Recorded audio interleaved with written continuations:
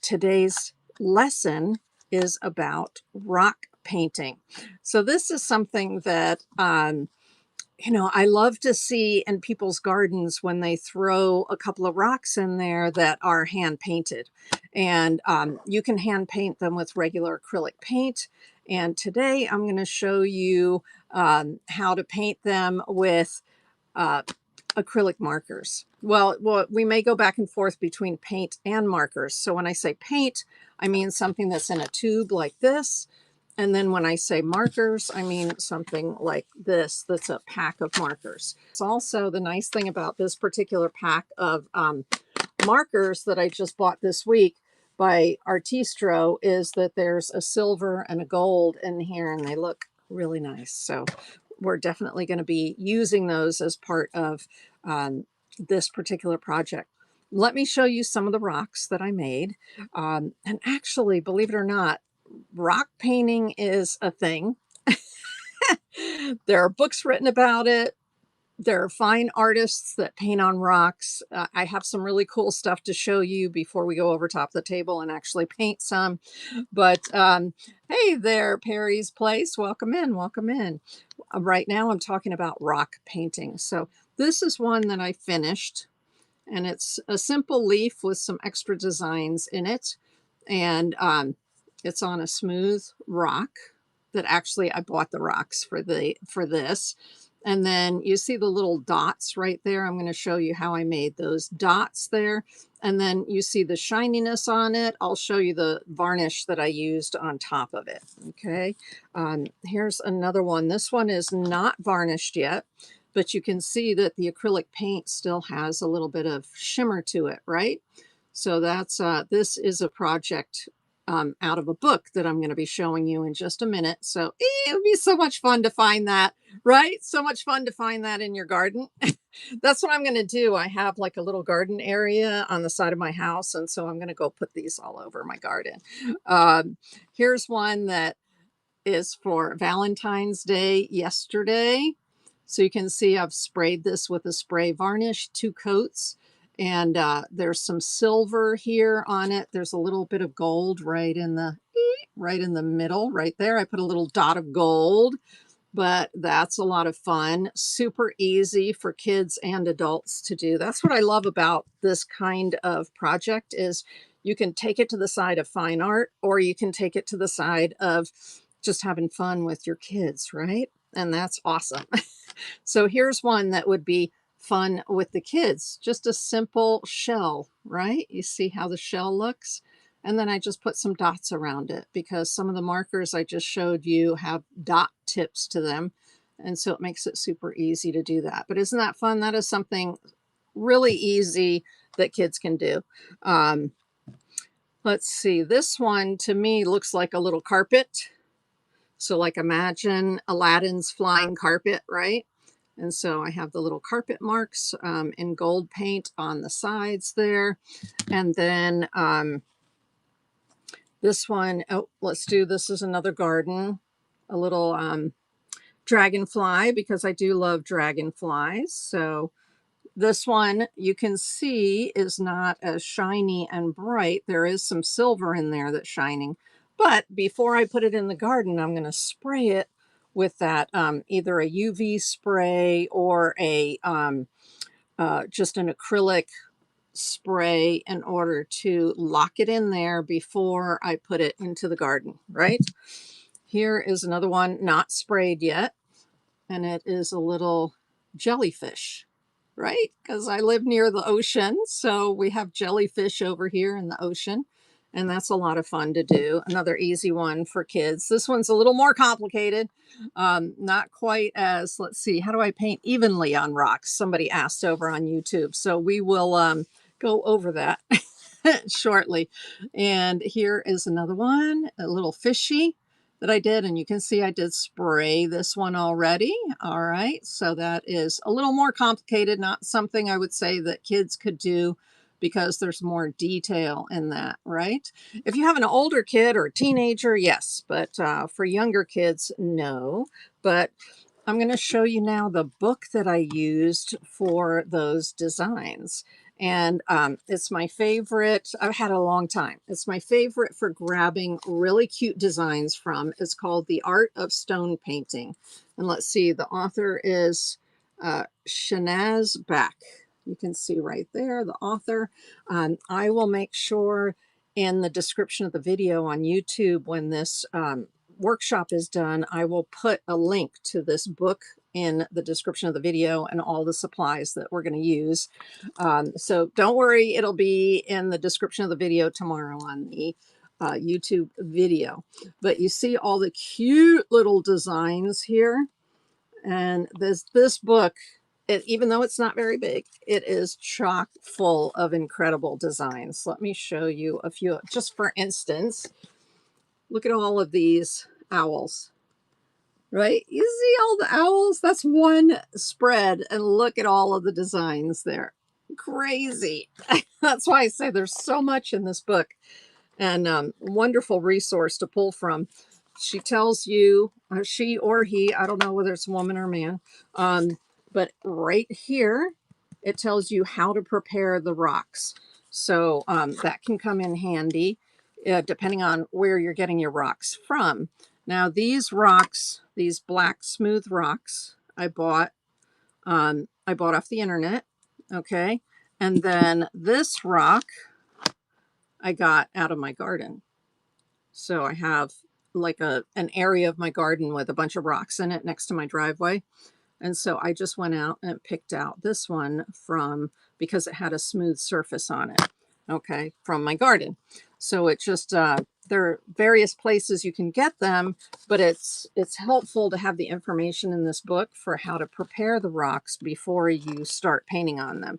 And then it also, in here, gives you the tools like acrylic paints and brushes and things that you might need in order to paint on your rocks. Now let's keep, so they have, as I mentioned, the acrylic markers and also acrylic inks. Okay, and then it says how to seal and protect sealing and protecting. So that's, sometimes you seal before you start painting on the rock. And then, of course, you're going to seal after you've painted on the rock. Okay, and if you're going to be putting the rocks outside, it can be helpful to use a UV protectant. So there are some sprays that'll say right on it, UV protectant. And then if you're going to put it outside, you might want to think about that. Or if it's not that big a deal, don't worry about it. But one of the things I liked is check out the way this author is using this rock to hold their book open, right, while they're reading. And I thought that was a really cool idea. I'm like, I didn't even think of that. So they have a little dish of rocks right next to like where they have tea and stuff on their table in one of these pictures.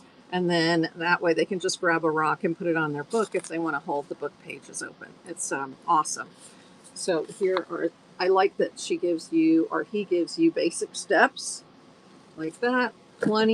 Tons and tons and tons of examples here, and then examples of finished pieces like this. So when I said that it's a small book, but wow, there's a lot in it. Yeah. This author gives you tons of ideas. Let me set that aside. And then I also went out and looked on the internet, of course, to find you some artists on Instagram. And so this one is called, what? Awkward Tard, I believe. Right there. And Tward. It's Awkward Art Tward right there. And I'll have links to this in the description of the video. This is a lady out of, let me see, Australia. And wow, fine artist. Okay. So this is taking rocks to a fine art level. You see those big rocks that she paints like fish? You see here? And then there's a close-up detail of what they look like. And then here she is amongst some of her artworks right there. But I just think the fish are so cute. And, you know, if you want to get bright colors that pop like that, you can actually put what's called gesso, which is a primer on the stones first, if you want to, in order to give you a white background or a tinted background before you even start painting on top of them. So that is certainly an option. That same artist makes these incredibly cute, fluffy, they look like gerbils, so fluffy animal um, stones. So these are big stones. You see your hand holding it right here like this. So that is a big stone that she has made into a little creature. She painted it to look like a creature. And then here she has little, what did she call them? Certificate of adoption, she calls them. So she has all these different ones that she's painted, and then they're little certificates of adoption, and she gives them each a name, and it's just insane, right? That's like taking it to the next level. I was saying, whoa. Blew my mind. And then this is a whole series of houses, same artist, but she just, see how this rock had a really unusual shape to it, but she just took the shape and still made a house out of it there. And so she's got all these different size houses. Oh, what am I doing? I don't have my headphones on yet. I hope you can hear me okay. Oh, that's so cute, right? Yeah. With the adoption, it's just crazy. Okay. Yay, I'm connected. I need to turn my air conditioner on so I can, as soon as I turn the lights on in here, it starts to get really hot. uh, okay, here's an artist from Greece. So here he is from Greece, this gentleman, and it's Lefteris Canetis art. And I will have a link to him in the description of the video.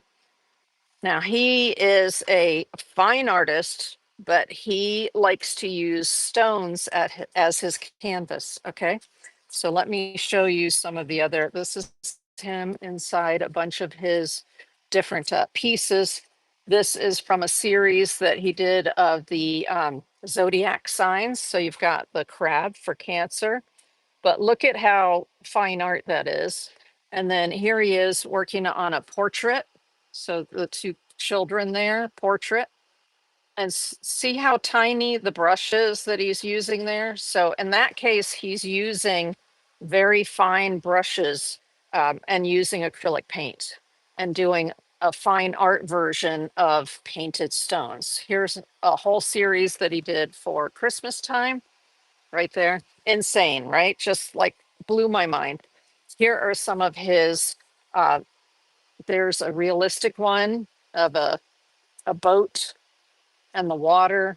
Here's a doggy. Here's a kitty cat. There's a snail. And it's like, those are things that he could just as easily have painted on a canvas, but he's painting them on stones. Wild. Here are some more of his portraits. Isn't that insane? That's on a rock. So you see his hand, the Dali, and there's the Home Alone. You can see on the Home Alone one, he painted the background white, right, on the rock.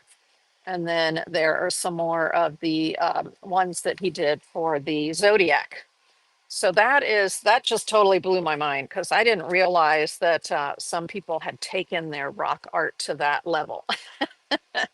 Now, there's a way that you can get inspiration besides the book and besides Instagram, and that is Pinterest, right? If you all know, Pinterest is a website where you can collect together what they call pins. It's like having a virtual board in your home where you can stick pins in it, right? But it's online. And so um, Artistro, which is the company that makes these markers, the Artistro company, they have an Artistro art supply page on Pinterest. And one of their boards, it's called, is a rock painting ideas. So here is what that looks like on Pinterest. Let me see, there's the little Pinterest right here. And so this is the Artistro art materials, rock painting ideas, and then just hundreds, if not thousands, of pins, they're called, There are ads in there too, but there are tons and tons and tons of great ideas. One of the things I really liked was seeing something like this. So taking pop culture, in this case, different characters from Star Wars. I saw a couple of other like Disney type characters, Pixar characters that people were painting on rocks. This is one of my favorites right here from this particular board. That's a peacock right there. I love painting peacock feathers. I've painted peacock feathers for years. So this is a pin on Pinterest that somebody had a peacock feather. So tons and tons of inspiration out there on Pinterest. Here is the dots. So I had mentioned earlier when I showed you some of my stones that you see, I would show you the dot where I made, how I made the dots right there, right? There are a couple of different ways to make dots, but what I really like, what I discovered this week is these dual tip acrylic markers have a dot and a brush, dot tip, brush tip. Oh my gosh.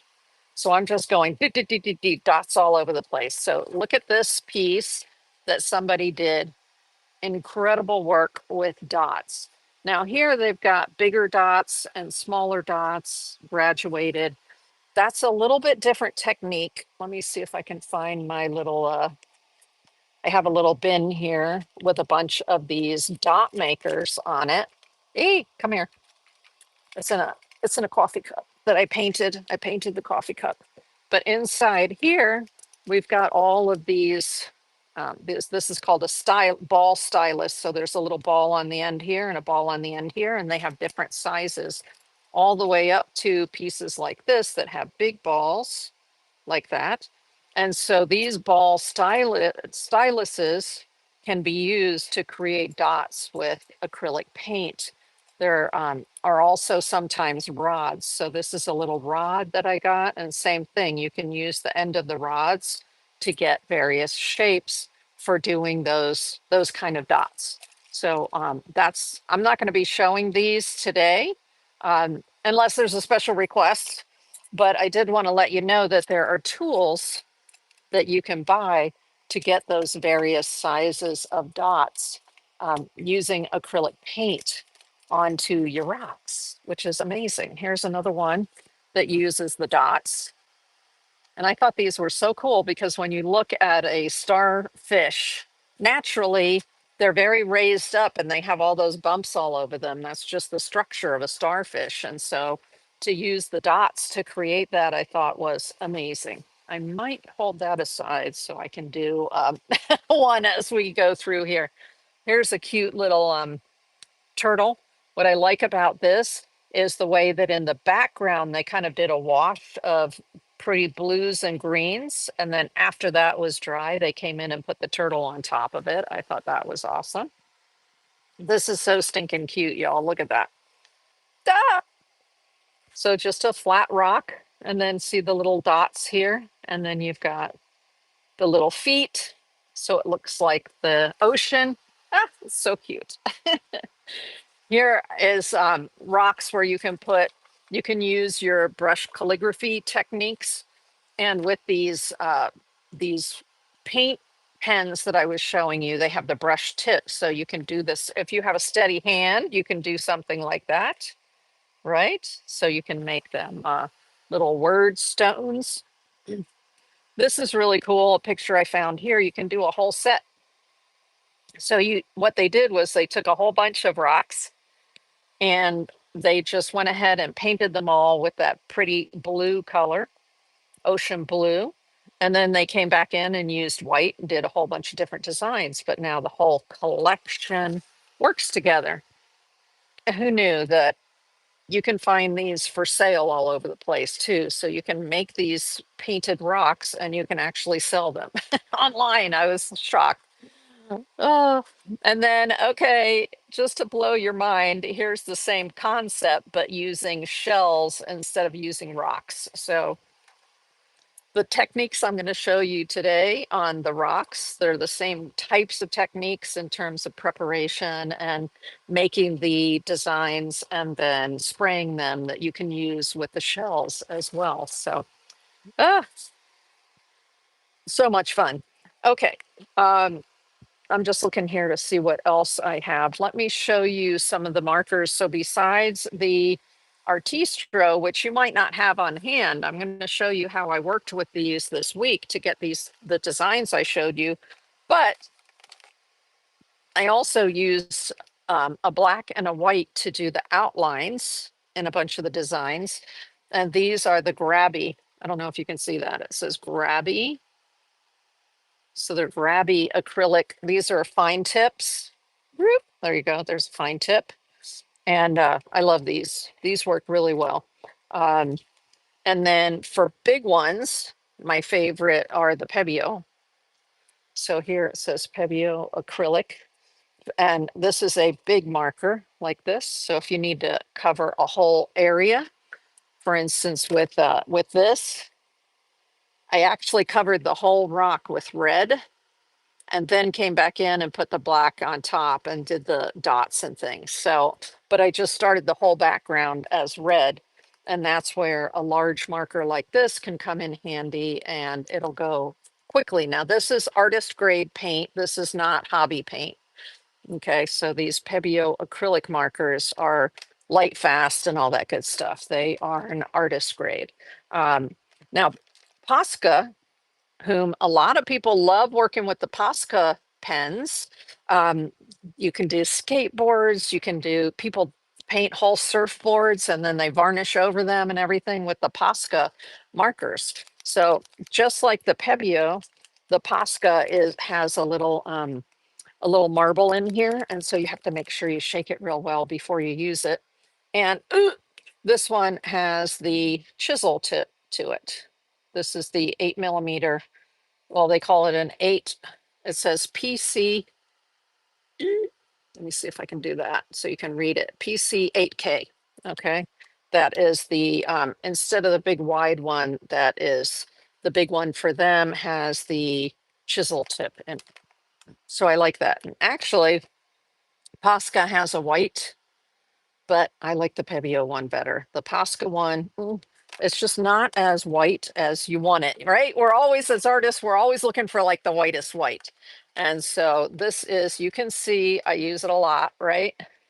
And so this is the Pebeo white acrylic, and I find it to be a good coverage. I still do 2 coats, but with the Posca, even with 3 coats, I don't get the thickness that I want like I do with the Pebeo one. So those are just the things that you find out as you're doing it, right? There's also, where are they? Where are they? I'm just looking. Here we go. I had shown you before, this is the Artistro jumbo markers.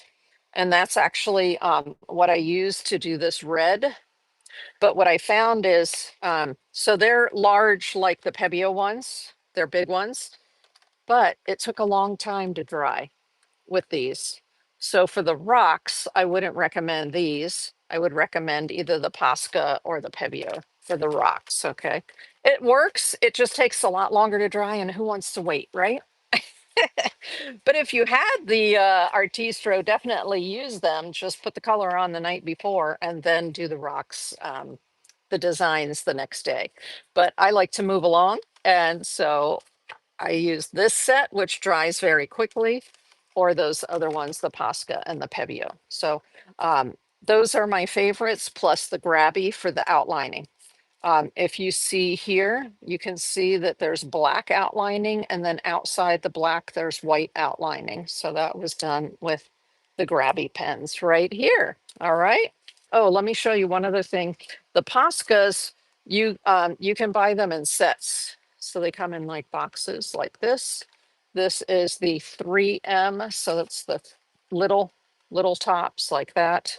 Um, I wanted to mention these to you because if you do get a box like this of the Poscas, or even a pack of the Poscas, it's best if you store your markers on their side. You see how these are stored in here?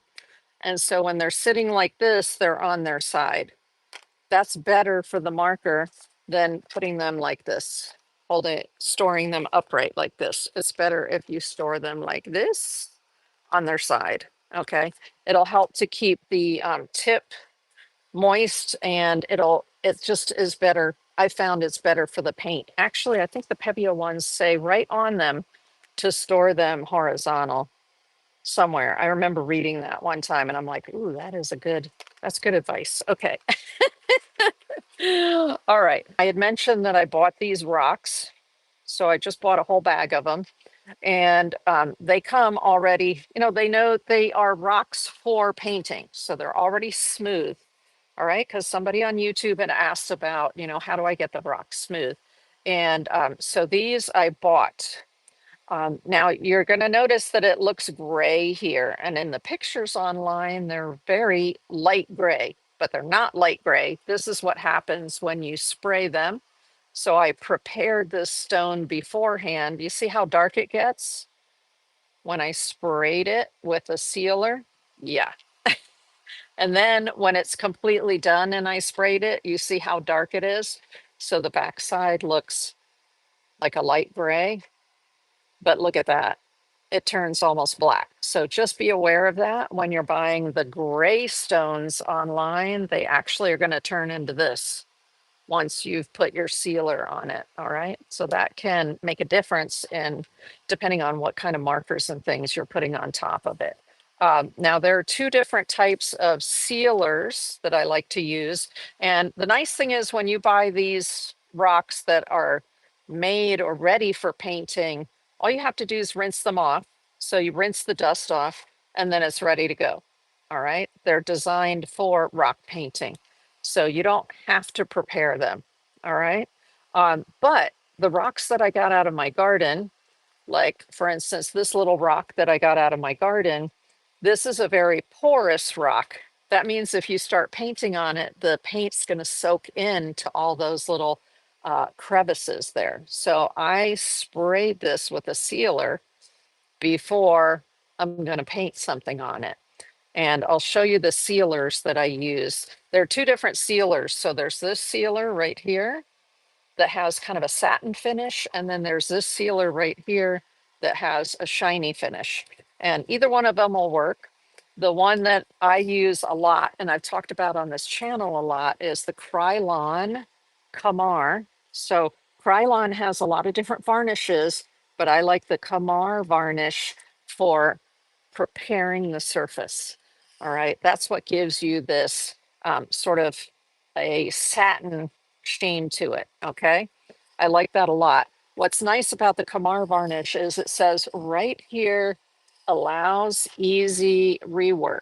So that means as you build layers, if you want to lock in a layer, you can use Kamar varnish and then on top of that layer and then keep building layers on top of it. But it works as an excellent sealer for your stones.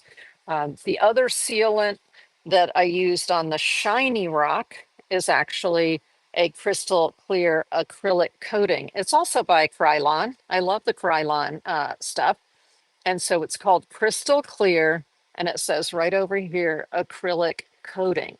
So you can use this as a final varnish, which is what I did here. That's sealed with the acrylic sealant.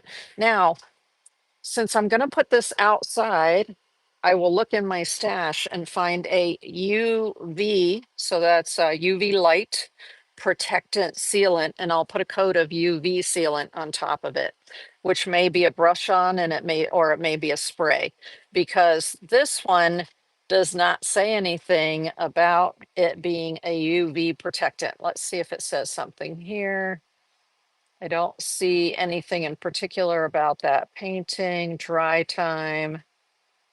Um, so it doesn't say anything in particular about it being a UV protectant. So if you're going to use these in the house, it's fine just with the clear coat, okay? But if you're going to put them outside, you want to use a spray that says that it has UV protectants in it, okay? So either one of those will work to seal your stone before you draw on it. And that's what this one and this one, I used the Kamar varnish on it in order to seal them before starting, because they're more porous than these river rocks that I bought that are made for painting. Okay, let's go ahead then and go over top of the table. Let's start out. What I did with this stone, you can see here, is that I did a pencil drawing. You don't have to do a pencil drawing, but I did a pencil drawing. And so we're going to do this one out of the book. Another stone I took, and you see how I put some white. So I put white acrylic marker on it with one of the big markers to be sure that I have a light background to work on top of there before I start painting. And then let's see, what other ones do we, if there's a special design that you're interested in that you saw me flip through, hey, Waxod, welcome, welcome in. And cup of tea, thank you for your compliment. I appreciate it. So if there's a special design that you want me to do that you saw me go through earlier, let me know. Otherwise, I will just be picking various designs and just doing them. Let's see here. So I did want to start with this one. And that's the one where I already did some pencil lines on there. So I can just follow along with the pencil lines. Oh, you know what? Let's see. Before we do that, I want to take this one and paint it green. Let's do that first so it has time to dry.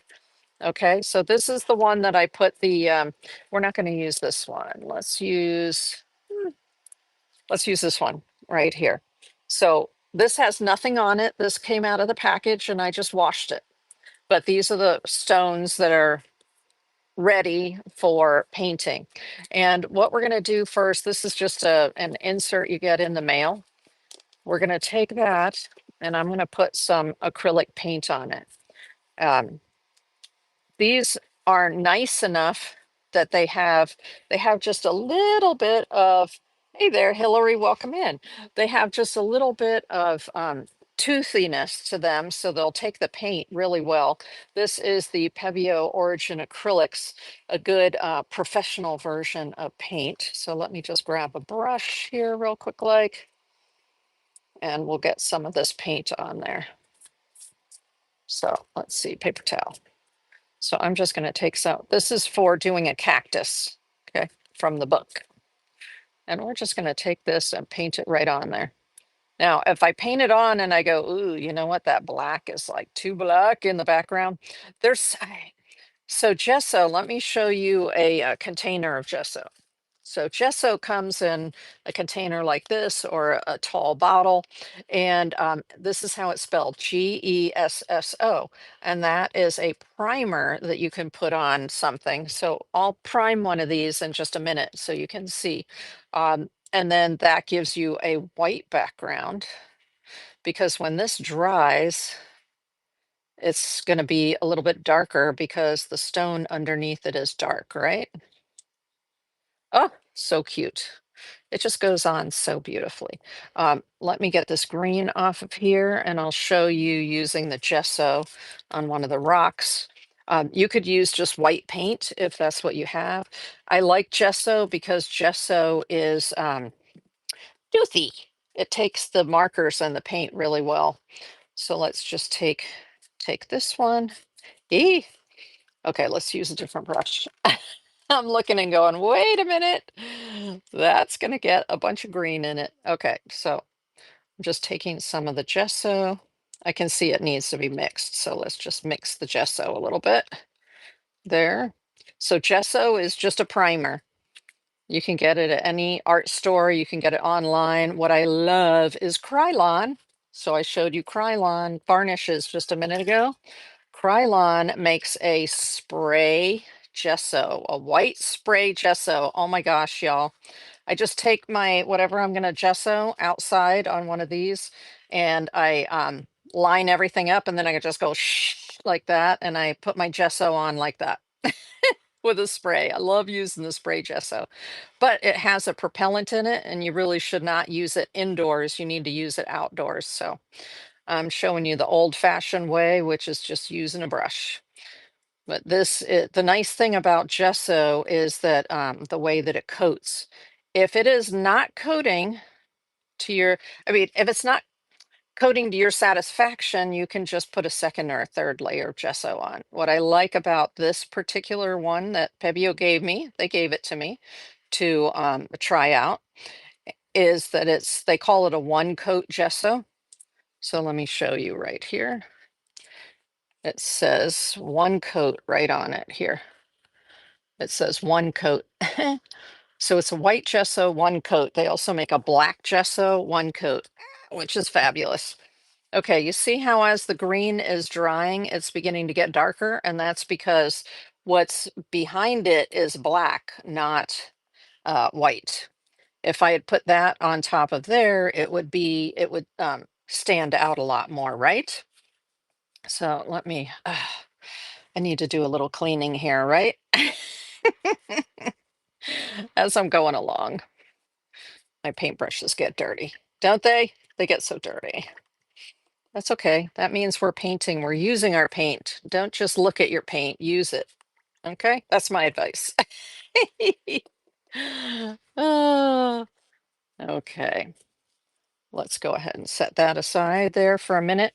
So you can, because these are just rocks, you can use a heat tool to dry paint to move it along if you need to. That's one of the reasons why I like the markers. I'm going to show you in a minute. Oh my goodness, the markers are so nice because they dry so fast, right? There we go. I can see they're already starting to dry. The nice thing is the rock will maintain the heat, and so it'll kind of heat it from the bottom as well as from the top. Yeehaw! Okay, so let's look at, while those are drying, and you can see here, right? Like that green gets really dark. So how am I going to get this green lighter? I have to use some white. Okay. So, well, either that or I can pull out a tube of lighter green, but I don't want to do that. I want the green to stay dark, but I want it to be slightly lighter. So I'm just going to put a little bit of green here. And I'm going to add just a little bit of, I can either add just a little bit of the gesso, or my favorite is this is the golden titanium white fluid. So you just shake this up. I usually put my finger over the top because it has a little nozzle. Do you see the little nozzle there? And I have forgotten to close it. And then I go like this, and then paint goes every, just saying from experience. So I put my finger on the top and then I shake it. Okay. There's a little marble inside there. All right. And this stuff is awesome for like just adding a pinch of white. The nice thing is because you're just dripping a couple of drips at a time out. It's fantastic. Okay, so let's get some white in with the green. The reason is because the green is slightly transparent, but the white is opaque. So this should help adding that little bit of white to it. Let's add just a couple more drops of white. See what I mean? Oh, this stuff, the golden high flow white. It's pricey, but it's going to save your life. Okay. Here we go. Nice. So look at there. See, it's dry, but you see how dark it got? And it got dark because the stone behind it's you're not putting it on a white canvas, you're putting it on a dark stone. So as it dries, there, you see the difference? Just adding a little bit of white to it can make. Yeah. So if you're working on a dark stone, consider adding just that little bit of white to your paint, just enough so that it helps it to really show up. Okay, cool. Nice. Love it. Let me get some of that paint off of here before I go back into my water. Uh-oh. Getting paint on me already. All right, now you see how I left this open? Yeah. Because I've learned, I'm gonna make sure it's closed before I set it aside. There we go. Then I won't spatter white paint everywhere.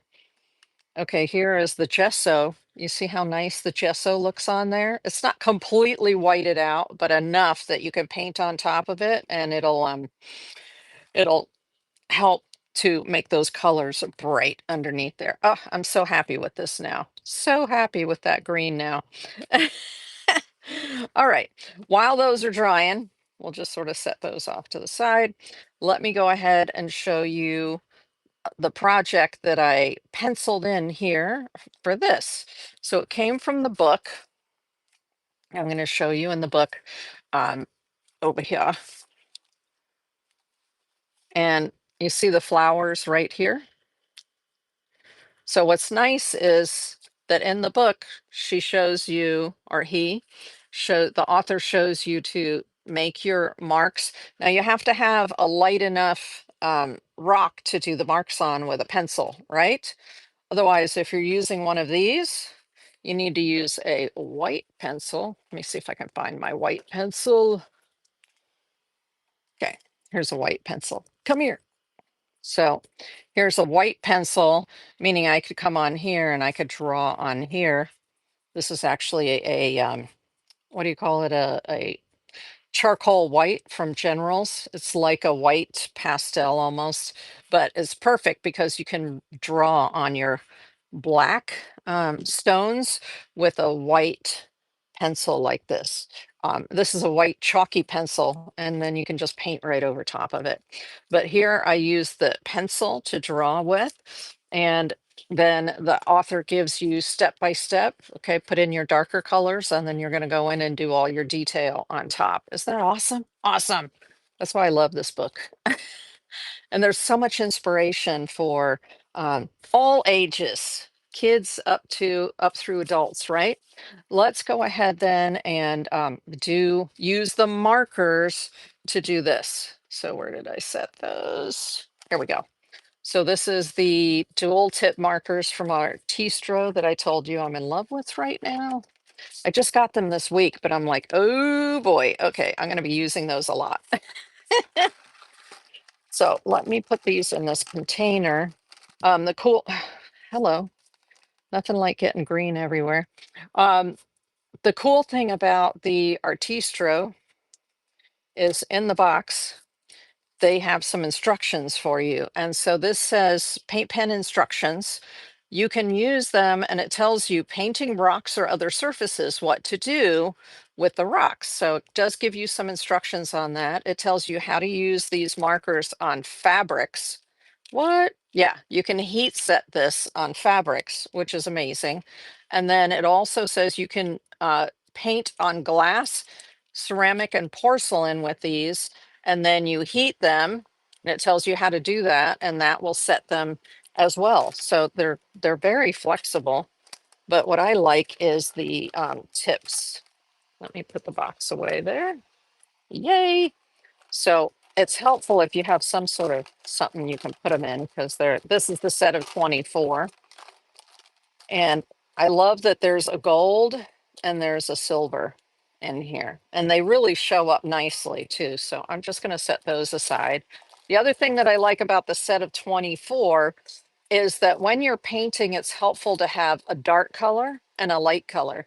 You're either going to put down a light color and then a dark one on top for contrast, or you're going to put down a dark color and then a light one on top for contrast. Okay. So that's the beautiful thing here. You see how we have like a dark olive and a light olive. We have a dark pink and a light pink here. We have oranges. So we have a dark orange and a lighter orange. We have the purples. You see how we have a dark purple and a light purple. And then the blues, we have a dark blue and a light blue. So in terms of having nice variation, it's excellent. Now there is a black in here and there is a white in here as well. So the thing is though, with the white, um, I'll show you as we go through, but with this white, and if I'm making dots, I like this white because it has a brush tip on one end and a dot tip on the other end. But usually I prefer my grabby. If I need to outline anything, I want that fine tip. So I'm using the grabby acrylic marker for that fine tip. Okay, as we're going through this. So what I need to do first here is put some green in. So let me think which green I want to use. I think I want to use the darker green. Look, I messed up my rock. Oh well, I'm not going to worry about it. Let's see. Yes, I am kind of anal that way. So let's just do this. I dropped one of the markers on it and it kind of messed up the smoothness of the surface. There we go. That's close enough. So here's the Artistro. Like I said, we've got the brush end here. Really nice felt tip brush. And then on this end, come on, we have the dot end. That's how I made those dots on those stones, like this one with all those little dots. I just love it. Makes it so easy. So let's go to the brush tip end.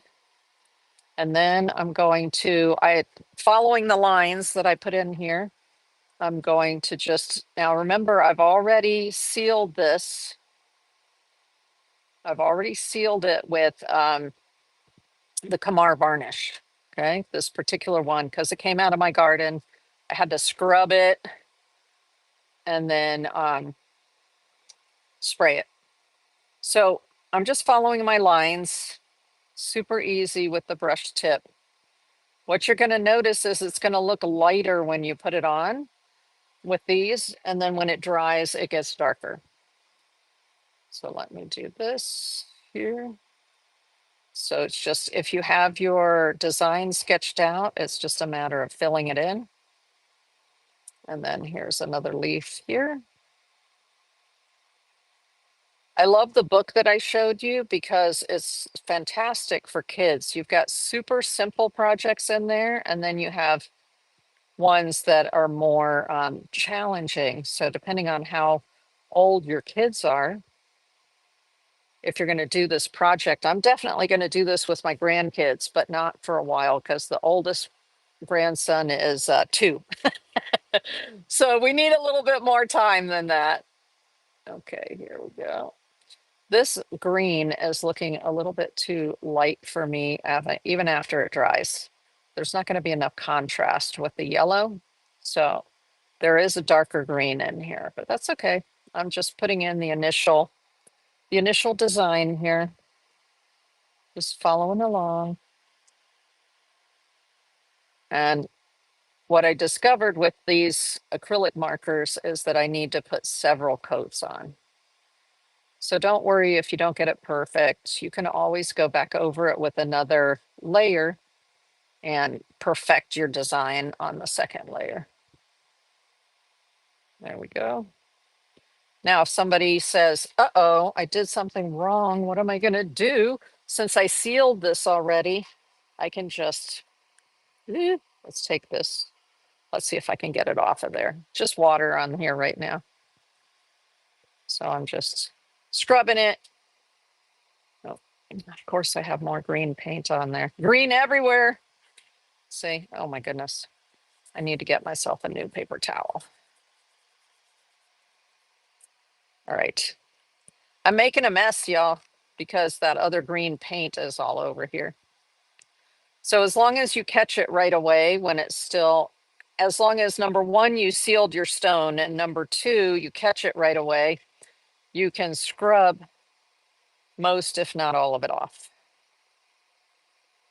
So I didn't quite catch it fast enough. It was already starting to dry. That's one of the things I like about these markers is they dry really fast. Yay. Okay, so let me just go ahead and fill that back in. But you wouldn't be able to do that if you didn't seal your stone. Okay, it would just soak right into the stone and that would be that. You'd have to just cover it with another color, okay? So let's get this here. Nice. Fabulous. And so that's the base for the flowers. Let's do this. Ah, I'm making a mess of myself. All right, I'm gonna take, I got a little bit of green up here from this paint right here because I haven't taken that and put it away. Let's move this over here. And I'm gonna move this out of here because I'm making a mess. There we go. Okay. One of the things I like about working with the markers as well is they're so clean. Like when you're using brushes and doing this, you're more likely to get things dirty. But when you're just using the markers, oh my gosh, it's such a clean process. which is lovely. Okay, let's try this little bit darker green. And you can see this is just about dry now. See how fast that dries? Yeehaw! I love how fast it dries. So I'm using a little bit darker green. Let's see what we get here. Oh yeah, that's better. That's better. Nice. Can you see the difference there? This one's that darker, more rich green. So that's actually what I want. I want the richer green because I'm going to go over top of it with yellow and white. So I need the color to be somewhat dark. Now I could just as easily have used that same green paint in a paintbrush and put it on here, but I just love these markers are so convenient, especially if you're going to be working with kids or adults that are not familiar with painting. This is an excellent alternative. Super easy. Cool. There you go. And then I'll put a little bit more down here. Nice. Okay, good. That was a little bit darker. Let's do these here as well. So see how it's really easy to just go right over top of what you already did. Just let it dry and then boom, right over top of it. That's one of the beauties of acrylics. One of the things I love about acrylic painting is I have a saying, there's no crying in acrylic, because if you don't like what your outcome is, you just paint over it. Either just paint over it or you gesso over it and then start your painting again. It's that easy. Yes, it is. Okay, so that was the green part of it, just laying in the base. And then at the top, I want to do a dark purple. So here is the dark purple. Again, we're going to use the brush part. And here are lines. So we're going to do little lines like this for the flower, just to make it like somewhat easy. Okay, they're just little lines. The nice thing too about these brush tips, let me show you, is that if you just lay it down and push and bring the angle down, you can get little drop shapes.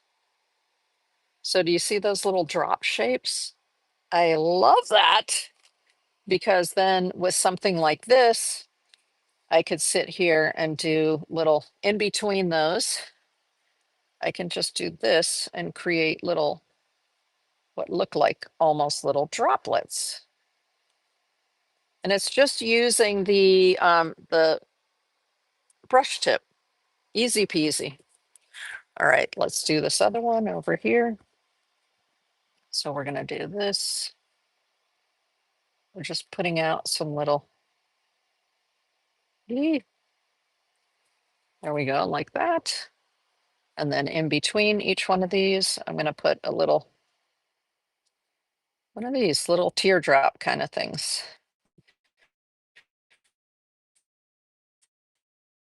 Just by pushing a little harder on the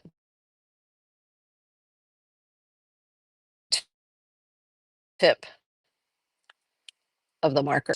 Um, I do 2 or 3 layers with these markers to get them dark enough, depending on what, you know, what you're working on top of, especially when you're working on top of the black, because the black is dark. And these have, I would say, they're a good opaqueness, but not like super opaque. So you do have to build up layers. And I usually do 3 layers like that. Okay, so we've got that started. These are dry down here. I'm going to put a second layer there of those on the green. So really it's a third layer, right? Because the first layer was the lighter green and I went, I didn't like that. So now I'm doing another layer. This would be the third layer. Easy. But I like, yeah, I like doing the third layer. There we go. Like that. Easy, easy. So I don't know if any of you at home have acrylic markers. Maybe you're following along. You run out to your garden and you grab a couple of rocks and you just rinse them off, and then you're ready, you're good to go. Ah, there we go. Yeah, I like the way this color darkened when it dries. Cool. But it is super simple to do these, right? There we go. So there's the third layer of paint on there, acrylic paint. Acrylic markers. It says water-based ink, but on the box it says acrylic. So I'm going to believe it's acrylic. There we go. Let's go back in with the purple with the brush tip right here. I'm just going to go right back over top of what I already did, just to give it another layer. There we go. Because what happens is with the white rock, you can kind of see through it. It lightens it when it dries. So if I want it to be nice and purpley, I just do a second coat. Here we go. Following along.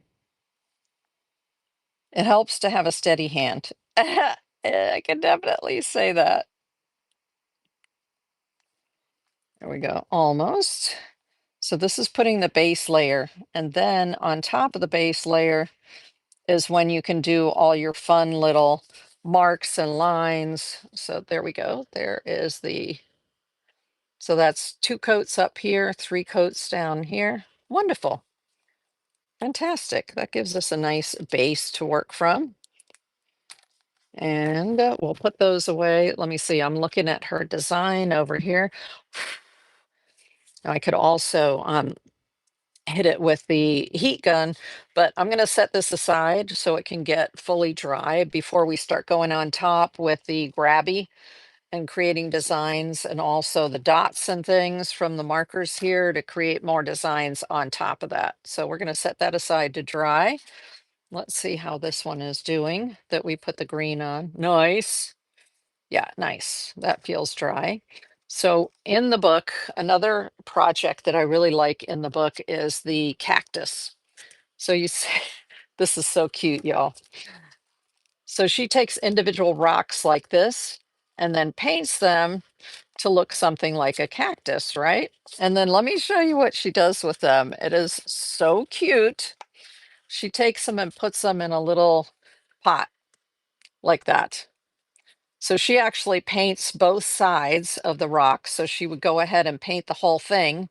And then when you stick it inside there, you can turn this little rock cactus garden and you'll be able to see the design on both sides like that. But how stinking cute is that? It is so cute. So I'm going to do the one.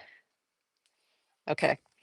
So now this is when I'm going to switch to the grabby acrylic marker because I like the way this lays down the white. Let's do this. We'll lay down the white with the Artistro, and we'll lay down the white with the grabby so that you can see the difference, okay?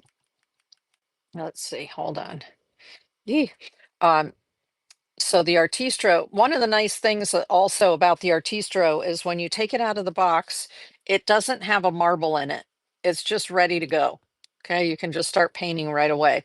Whereas markers like this grabby, and markers like these, you have to shake. So can you hear that? It's the marble on the inside. Okay, so make sure that you shake those. But this one, these you also have to shake to get that paint. That little marble will mix up the paint in there. All right, so let me grab my book again. Oh, they're just doing, if I use this, I have to, it's a pump tip, so I have to pump it a couple times to make sure the paint is flowing. So let me just do this. It's not perfect, a perfect line. She has them kind of going at angles. All right, where's the other one that I just had in my hand? If y'all have watched me before, you know I do this all the time, right? It's like, wait a minute, I just had it. Where did I put it? Oh my gosh, there it is. It was hiding on the white tabletop. That's what it was. Okay, so this one you don't have to shake. You just pull the top off and you're ready to go. Now, this has a beautiful tip on it, that this brush tip, but it's a little like it's a little hard to get that straight line. It varies a lot. So let me do this here so you can see. Plus, it's not as white as the other one is. Oh, it's not bad. Actually, it's not bad, but you're not going to get it as thin as you would get it with the grabby. And it's not quite as white as the grabby. So this is the grabby and this is the Artistra. Okay. So for doing these kind of detail lines, my preference is to use this grabby acrylic. So I'm actually going to go back over top of this line because I want it to be really white. There we go. Okay. And I'm going to go back over this line just so it can be a little bit thicker. And there we are. Because the grabby line is small. The tip is I believe, a 0.7 tip. Okay. There are a couple of lines there. You can flip it over if you want. There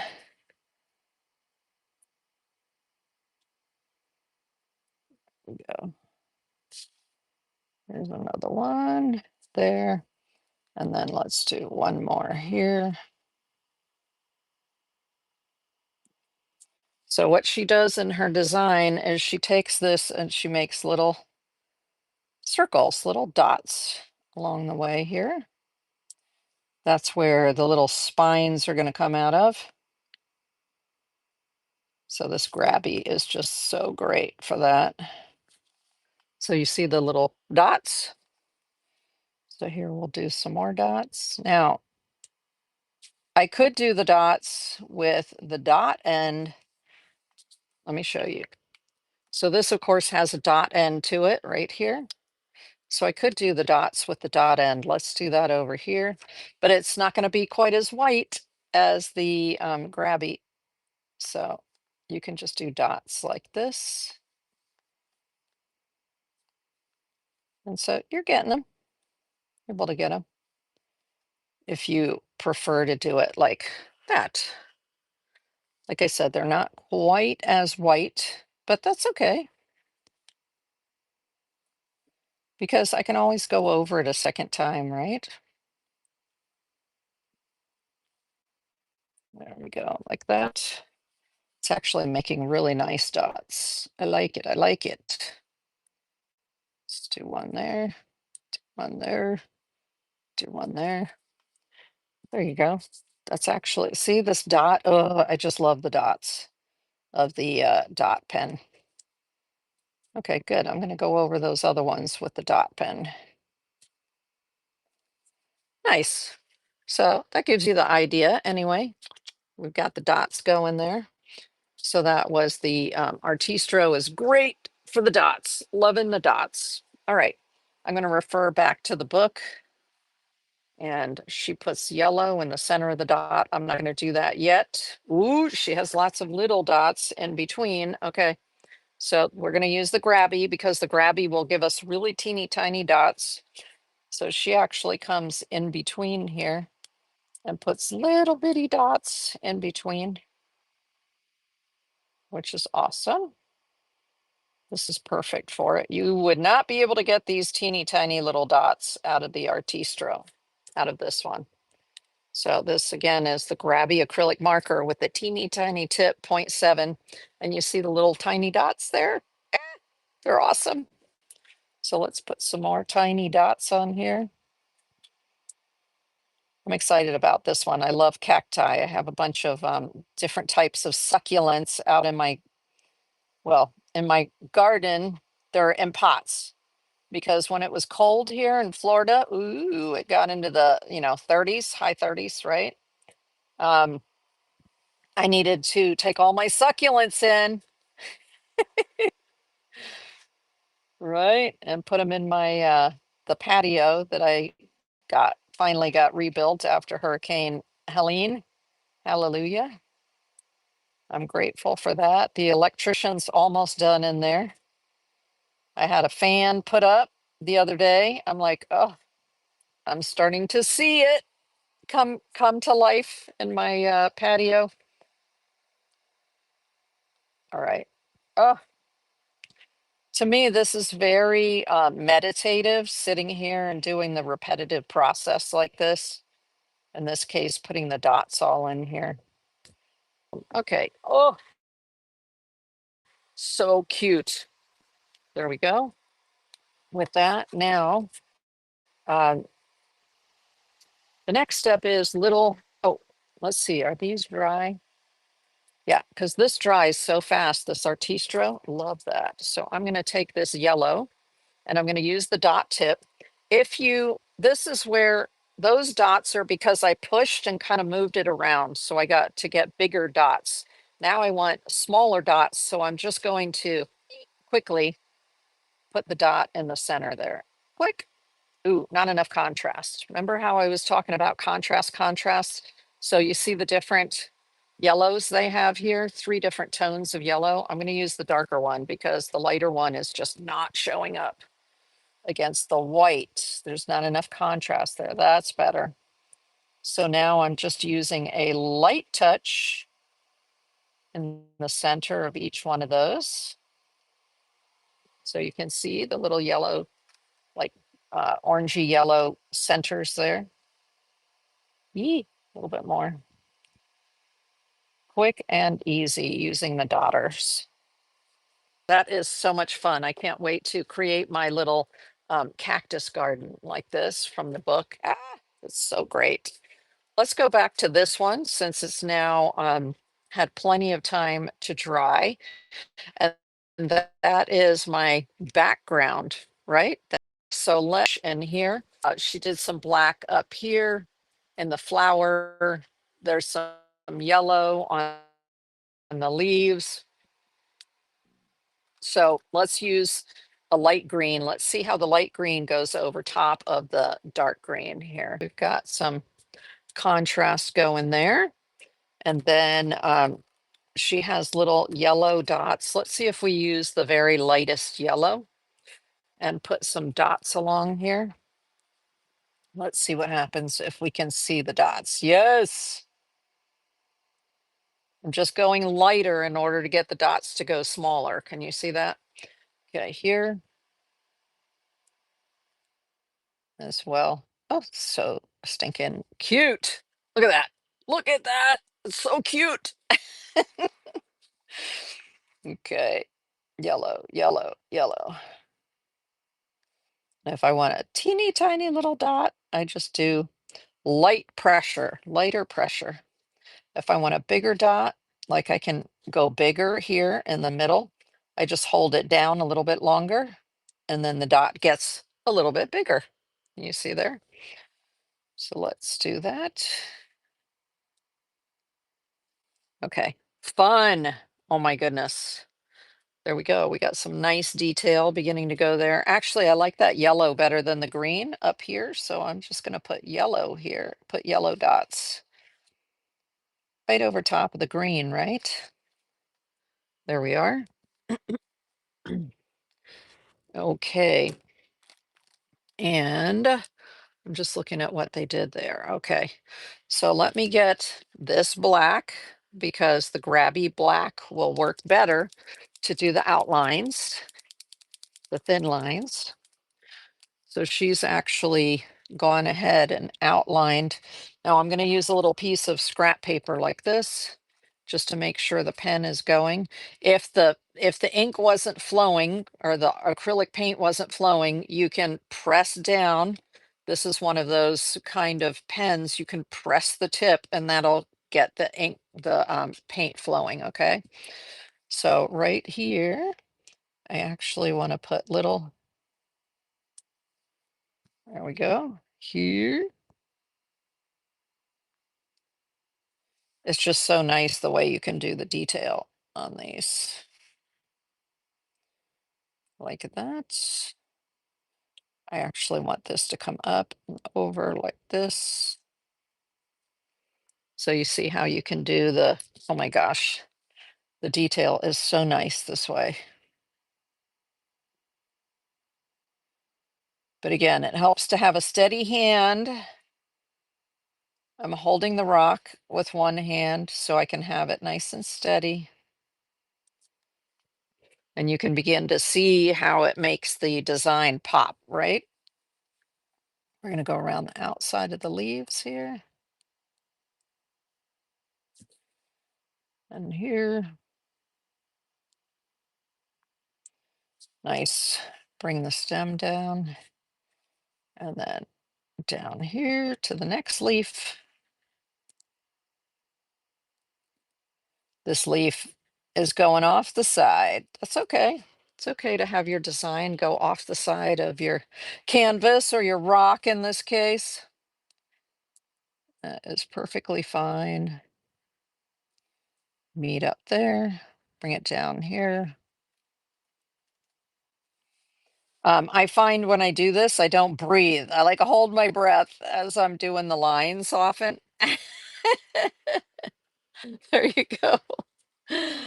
Oh, I can see this side is not as thick as the other side. So I'm just going to go over it one more time to get the line a little bit thicker. Go. Nice. Cute little design going there. And then for up in the top area, um, that she actually, or he actually had little individual sections up there. I think I'm just going to put more paint up in that area. So purple, purple. The opposite of purple on the color wheel is yellow. So let's put some yellow right next to it and see what happens. So I've got the middle tone. So here is the lightest yellow, the darkest like orangey yellow, and then the mid-tone yellow. So let's use the mid-tone yellow right here and just sort of go in between those to fill that in a little bit. Nice. Oh, nice. So it's just filling it in, creating a little difference from what she had in her design, but that's fine, right? Okay, cool, cool, cool. Now at the top there, up here, I think I'm going to put some gold. I love the gold. So do we want dots or do we want brush tip, I think, where these little brush tips are here? Ooh, okay. I'm going to go the opposite. In between each one of these, instead of going this direction to get the teardrops so it's rounded at the top here, I'm going to do it this direction with the tip sticking out so that I get the like a little spiky tip up there. So it's going to go like this. There we go. Beep. Sort of the opposite direction as the other one did. Oh, I think I want to do one out here and one out here. Cute. So a little bit of gold there, just to give it a little shimmer, shimmer, shimmer. And it just, that way the little tip is going out instead of coming in. Like they came in with the purple ones. There we go. Little marks there. Fun, right? Ah, so much fun. Okay, and then I would put little dots around this. So what kind of dots? Maybe red dots, right? Because there's a lot of green in there and red is opposite of green on the color wheel. So here I'm just going to go to dots and I'm just going to put a bunch. I'm pressing a little bit harder so I get bigger dots like that. And I like to just fill the empty spaces here. Less pressure if you want a smaller dot, right? More pressure if you want a bigger dot. Just like that. Eee. Start to get them bigger as they come out here. Nice. That really offsets the design. I also like to sign them because why not? If you're the artist making the art, I usually like to leave myself a little area somewhere where I can sign it. Maybe down here on the side like that. Okay, let's do this. And a tiny one right there. So how fun is that? Oh my goodness. Like I said, if you have kids, dot, this dot maker with the little dots on the end is just fantastic. Fantastic for just offsetting your design with all those little dots like that. And uh, I would use the brush tip in order to sign it. Oop, hold on. I see a point where I needed another dot right there. And then using the brush tip, I'll come down here and I'll sign it right here. And the rock is uneven, but that's okay. With the brush tip is flexible, so I can easily still put my symbol and my numbers. So 2, 0, 2, 6. There we go. Got my signature on there. How fun is that, right? That and easy, easy, easy peasy. Now, once this fully dries, I would leave it overnight to dry because there are a lot of layers there, right? And then tomorrow, I would spray it with the crystal clear acrylic coating from Krylon to lock it in. And then I would go ahead and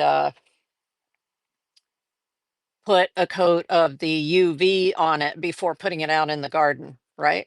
Now you'll notice here, this one is not even on the bottom, but in my garden, I have all kinds of rocks, so it'll just sit nicely in between the other rocks in my garden and be a nice little um, finished piece.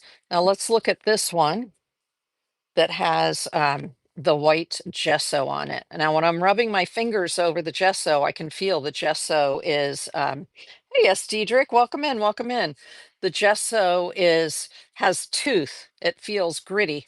Where this one, which was done with one of the acrylic paint markers, is smooth, more smooth like that.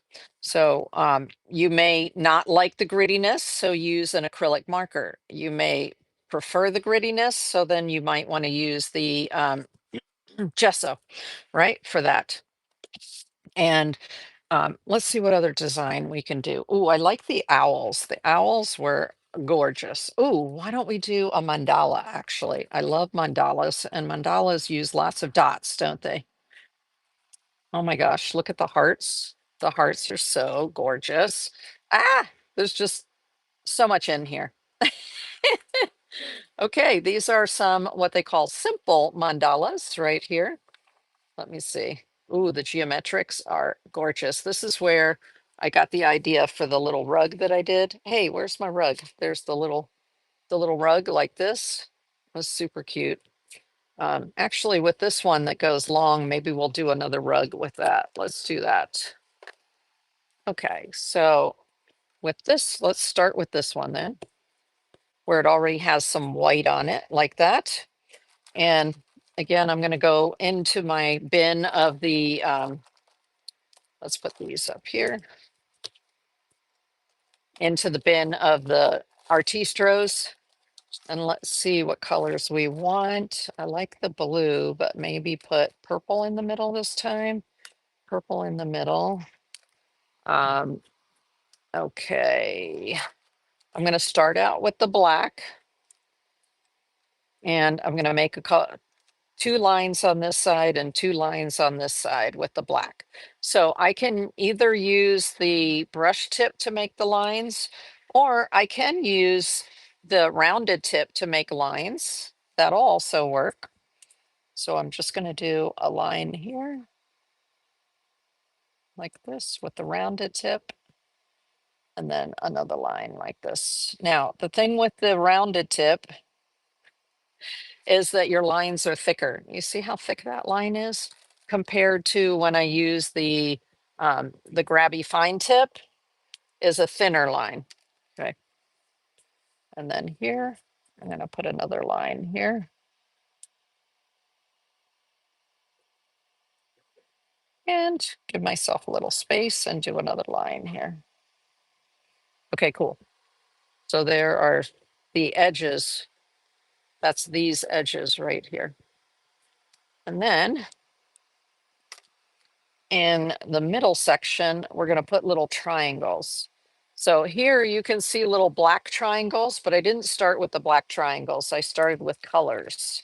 So if I'm going to put purple in the middle, I think I'm going to do little orange triangles. So here I am going to use the brush tip, and I'm just going to create a couple of little triangles here. So let's do one in the center. There's one triangle, there's another triangle, and then another triangle right here, like that. So I just do 3 triangles, and I'm bringing them down to where that black line is. But because there's white here in the center, I'm going to get really good bright colors in the center here, right? Because I don't have black in the background, I have white in the background. Yay! There we go. So easy to fill in with these brush tips. So as Diedrich, you weren't here earlier, I was introducing these, we're working with acrylic markers, and I was introducing these Artistro markers that have a brush tip here and a dot tip here. And then here, we're gonna put some on this side. So in between where that one is, we're gonna put ones in between. There's that one. This is gonna be a half of one. Well, I'll just put it off the side there. There we go. Like that. We'll do another one right here. So an alternating, right? Alternating design in between the other ones. So far, like that. You have a few of them. Awesome. Yes, love them. Okay, let's do this. Doesn't have to go all the way. It can be a half of a triangle. Okay, so we've got our repeating pattern of triangles there on both sides. Like I said, this dries super fast, so we're going to put a second coat on pretty quick. Yeah, the ones on this side are dry already, so dry enough that we can put a second coat on there. Get them nice and thick. Yes, there are different brands of acrylic markers that have the brush tips. I think there are the Karen markers that are out there. Some of the Poscas even have a brush tip as well. I didn't really care for the Posca brush tip. They didn't work well for me, but I know a lot of people love them. And then the Karen brushes, a lot of people love the brush tip on the Karen markers as well, but I haven't tried the Karen ones, Karin. If any of you in the chat have tried the Karens and you like them or don't like them, put a comment in and let me know, because I have one, but I didn't find it to have a lot of covering power, which especially when you're doing projects like this, you need it to be able to cover. Okay, so we've got 2 coats of this orange. I'll probably do a third coat, but right now I'm going to go into the middle with this nice dark purple. So I'm just going to come into here. I'm going to kind of make an edge for myself. And ooh, see, against the white, it just pops. You don't really see the dark purple against the black. And that's why if you're using a dark stone, like I said, they'll look online like they're lighter gray, but they're actually not. When you get them, they're going to look like this. Okay. But when they photograph them, they look a little lighter than that. They look like a light gray, but they're not. They're actually a dark gray. And so it will be helpful to put down a white before you put these colors on if you really want the colors to pop like this. See, the purple's really popping on the white. Okay, let's bring this here. Like I said, it helps to have a steady hand, right? Because in this case, I'm doing something geometric, so you kind of need to have a more steady hand for that. Don't worry if you don't cover all the white. You can always come back with your black or white marker later. We're going to outline those triangles, so it won't matter. We'll make up the difference when we outline them. Okay. At this point, you're just trying to get as much of the color in there as you can. Okay, like this. See? There you go. And there. Nice. Cute. I love that, what I call a rug design. It reminds me of the Southwestern American Indian rugs that are just so gorgeous with these incredible patterns. Another place where they have incredible pattern rugs is in Guatemala. Have y'all ever seen those? Oh, the weavers in Guatemala are just amazing. And their tapestries are so colorful, and they have a lot of geometrics in them, as well as just various layers of color. They're beautiful. Ooh, we're almost there. Almost there, almost there. The white that's underneath there was from an acrylic marker. Oh, one of the big ones, one of the jumbo ones.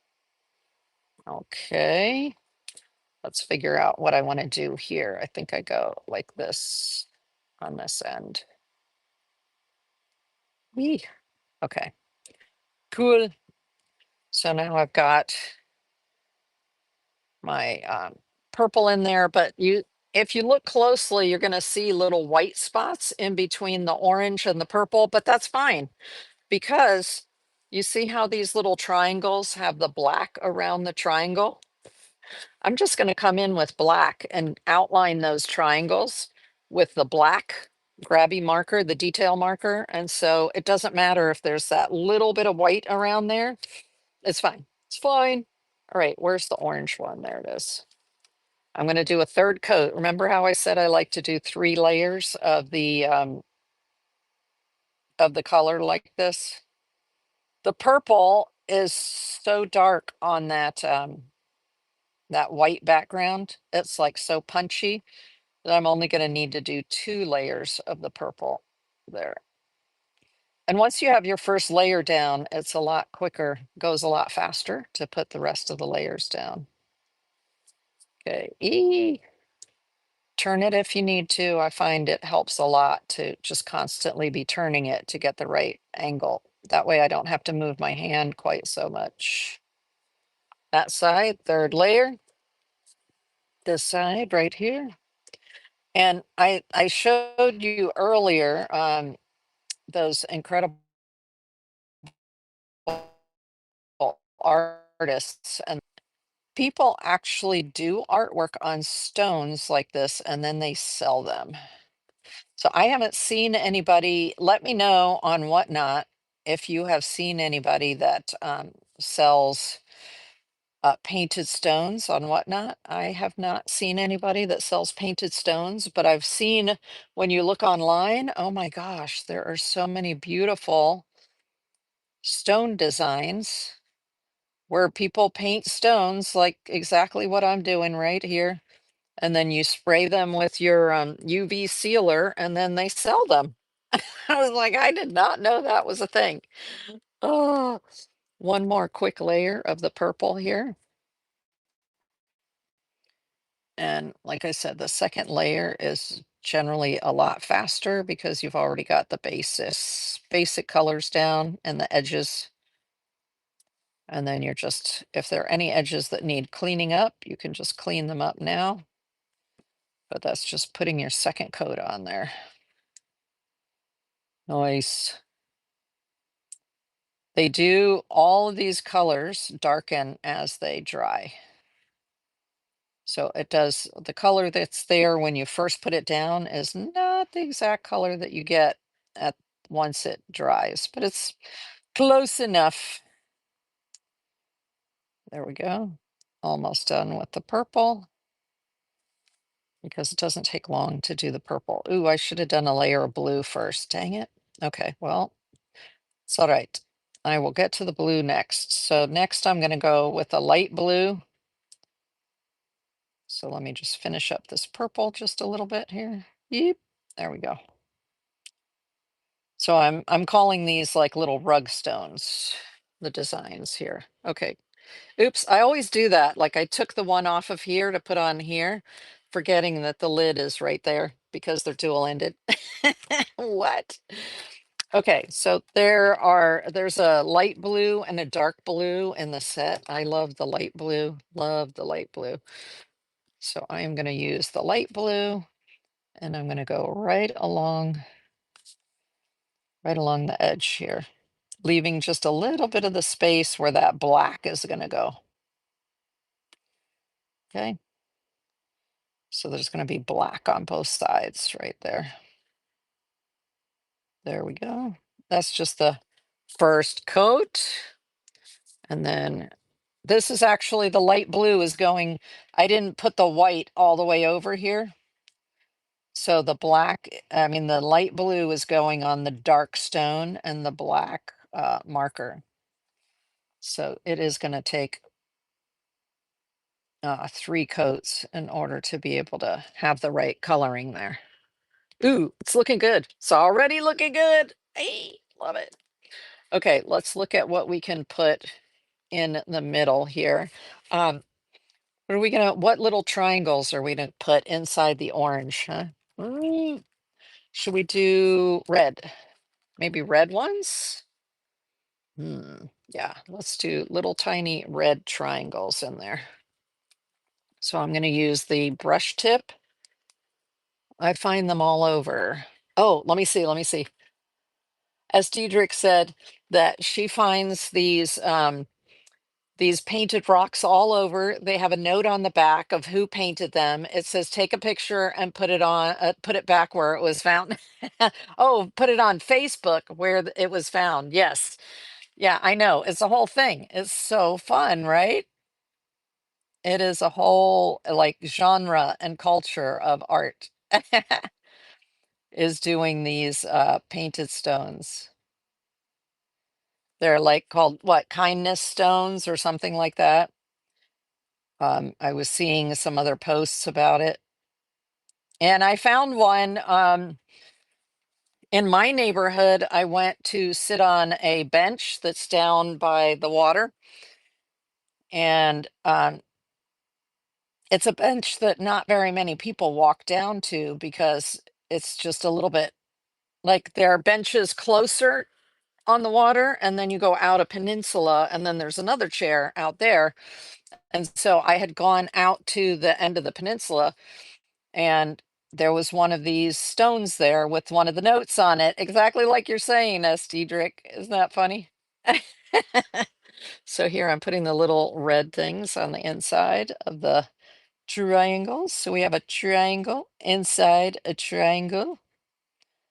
So meditative, right? To do these. It's so much fun. And what I like about them is it's what I would call quick art. So it's quick. You're not sitting there for days or weeks working on one painting. You're just whipping the painting out and then enjoying it. It might take a couple days because of the drying time in between spraying different sealants and things, and then the final varnish. But like this one took a little bit longer, where there's a lot of detail on it. I was like, okay, I'll get back to it the next day. Um, let's do a little bit more of the red here. Nice. Fabulous. Yeah, it takes the second coat for sure to really be able to see the solidity, the solid color. There we go. Another layer of red over here. It just dries so fast. So fast. It's awesome. Like that. And here, like this. I'll have a link to this Artistro set in the description of the video on YouTube later tonight. It's the where's the box? Where did I put the box? Eee, it's around here somewhere, y'all. It just always cracks me up how I can lose things and they're like, right, everything is right here. There's the box. It says acrylic dual tip markers, brush tip, dot tip. I happen to like this set of 24 because I mentioned earlier you have your darks and your lights, and that's helpful for when you're for the contrast as you're doing this kind of work. Okay, so let me put the red away, and it doesn't look anywhere, near as fancy as this one yet, but that's because that's where the little dots and the dashes come in. Let's put some more of the blue. So I'm using the brush tip here for the blue. Let's get our second layer. It's on the dark stone, so I don't know if we're gonna need a third layer or not. We'll come back to it. Nice. I'm really pleased with how opaque these are, um, in the way that they build up the layers. They really are quite nice. Yee. Okay, come on. Let's get it going there. Nice. Okay, cool. Looking good, looking good. Now in that center area, I think it's time to outline the triangles. So this is the grabby fine tip. I'm going to pump it real quick, make sure I got flow. And then this purple should be dry now, dry enough for me. The purple and the orange should be dry enough now that I can come in and I can make these lines, the fine lines. This is a 0.7 tip. So it's not the finest of lines, but it's a nice looking line. If you want super fine lines, that's when you use your micron pens, which once I wouldn't use the microns on this until it was fully dry, like maybe overnight, and then come back with the micron pens with the fine liners, because you don't want the possibility of any acrylic paint getting onto your fine liners, the tips, because otherwise then it just ruins the fine liner. Right, then that's it. That fine liner would be done if any of this acrylic paint is not quite dry yet, right? There you go. Got some nice lines there. That's why I said you don't have to worry. See here, there's a little bit of white underneath that triangle. It doesn't matter because I knew I was going to come back with the fine line with this liner and go over the edges. So basically, I'm getting rid of most of that white if there is any left over. There we go. Just outline those. And then after I've outlined this, nice. So before I go back over these two lines with the fine liner, I'm going to add more blue. So my third layer of blue, right? Because I like to do 3 layers of blue.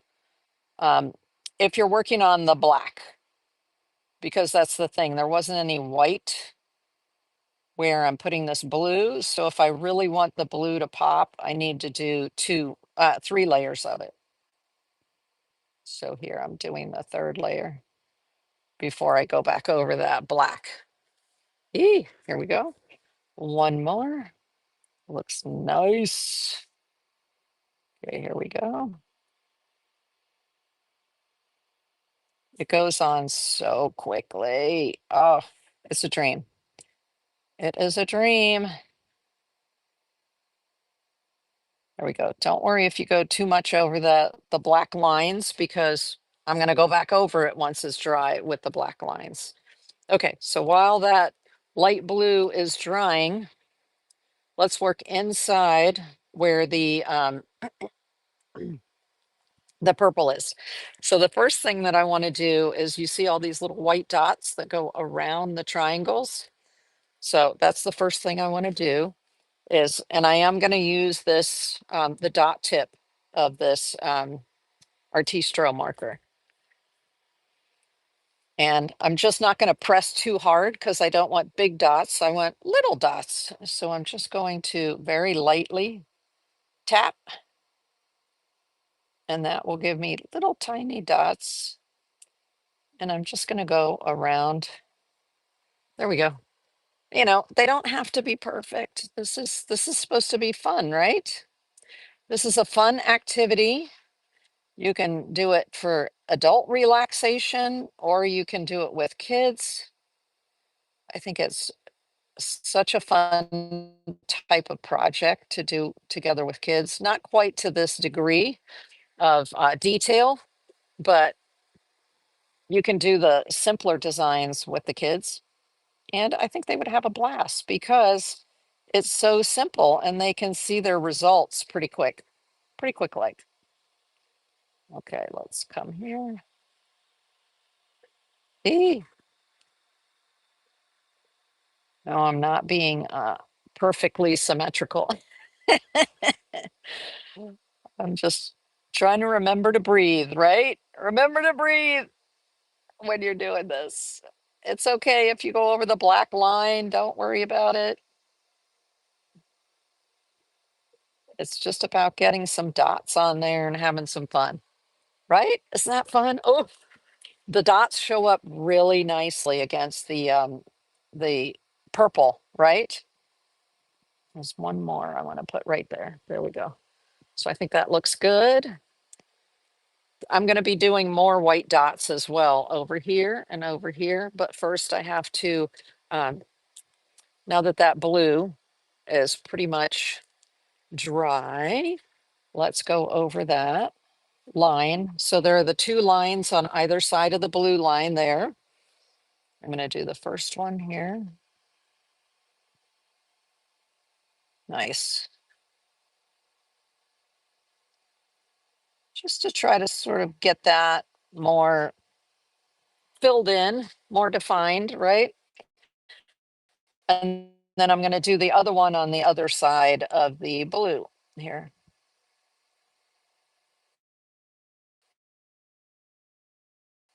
It. I try not to talk when I'm doing it in order to try to get a straight line. It's not straight. Ah, it's all right. I'm going to go back in and I'm going to thicken it a little bit there. That's closer. But hey, if somebody sees a rock sitting there, they're going to still think it's super cool, whether, you know, it's perfect or not. That we're not going for perfection. We're going for fun and for relaxation, right? Do not get upset with yourself. This is not about perfection. I am a bit anal when it comes to this kind of stuff, though. I'm like, no, that line needs to be straight. But it's a good exercise in learning to let go of, you know, having to have everything